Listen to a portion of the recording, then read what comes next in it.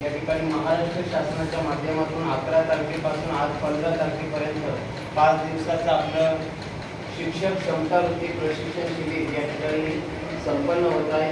आज आपल्या प्रशिक्षणाचा पहिल्या टप्प्यातला समारोपाचा दिवस आहे।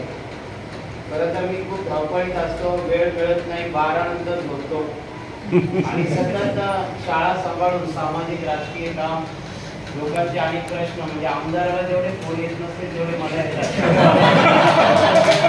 सतत मला मोबाईलकडे जास्त लक्ष द्यावं लागतं, कोणाचा मेसेज कधी येईल। शिक्षक आमदार म्हणायला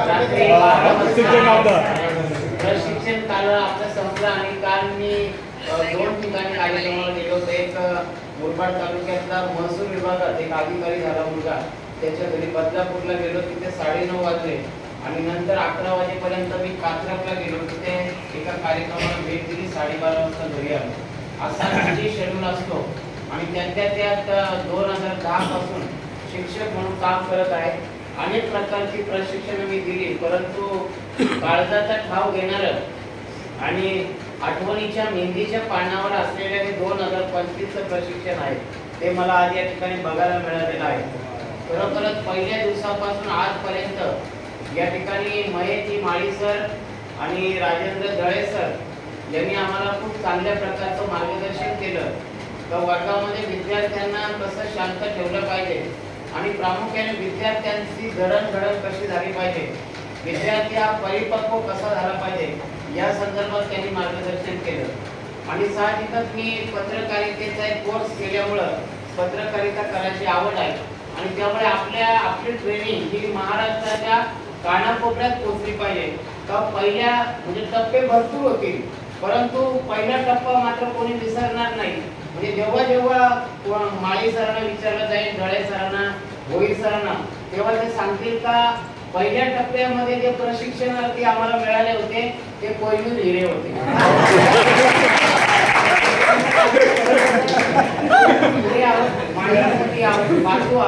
आणि हिरे सहसा तिथे सापडत नाहीत, पण हिरे 100% चमकतात आणि त्यामुळे आपण ज्या ज्या शाळेतून आलेलो आहोत त्या शाळेमध्ये आपण चमकण्याचं काम करणार आहोत। 5 दिवस मी प्रशिक्षणाला असल्यामुळं कालच आमच्या मॅडमचा फोन आला तर सर तुम्हाला 100 वर्ष आयुष्य आहे। म्हटलं मला 100 वर्षाने मला जास्त वर्ष आयुष्य पाहिजे, काम करायचं आहे, शाळेसाठी काम करायचं आहे, समाजासाठी काम करायचं आहे, रडल्या गांधल्यांसाठी काम करायचं आहे। ते काम मी 10वी पासूनच करत आहे। ज्यांनी मला पुढे आणलं त्यांच्यासाठी सुद्धा आपण काम केलं पाहिजे, कारण शिक्षक हा समाजशील प्राणी आहे, तो अनेक पिढ्या घडवण्याचं काम करत असतो।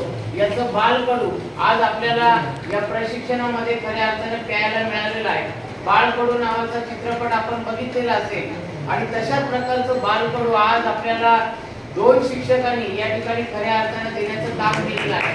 हे बालकडू आपल्याला बरोबर घ्यायचं आहे। सगळंच काय पूर्ण होईल असं आपल्याला सांगता येणार नाही, पण आपण 100% प्रयत्न करणार आहोत, कारण प्रयत्नांती परमेश्वर आहे।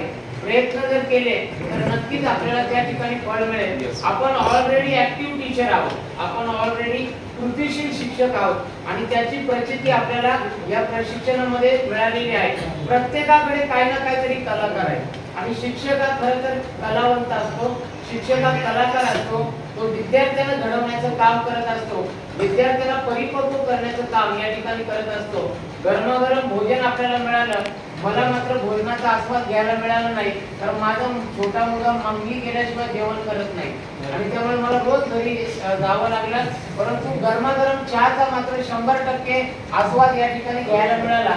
प्रदीप भोईर सर तसेच संतोष पाटील सर यांचं चांगल्या प्रकारचं नियोजन आपल्याला बघायला मिळालं आणि महेश माळी सर आणि राजेंद्र दळे सर यांनी या ठिकाणी खरोखरच आपल्याला थिअरी पण शिकवली, आपल्याला प्रॅक्टिकल नॉलेज सुद्धा या ठिकाणी दिलेला आहे आणि त्याचा 100% फायदा आपल्याला आपल्या शाळेमध्ये आणि आपल्या वर्गामध्ये या ठिकाणी होणार आहे। आणि म्हणून जाता जाता एवढंच म्हणावंसं वाटतं, मर्दानी हा बाणा आमचा छाती पोलादाची, मर्दानी हा बाणा आमचा छाती पोलादाची, शिक्षणाच्या प्रवाहातले शिलेदार मी, कास विद्यार्थी घडवण्याची, कास विद्यार्थी घडवण्याची।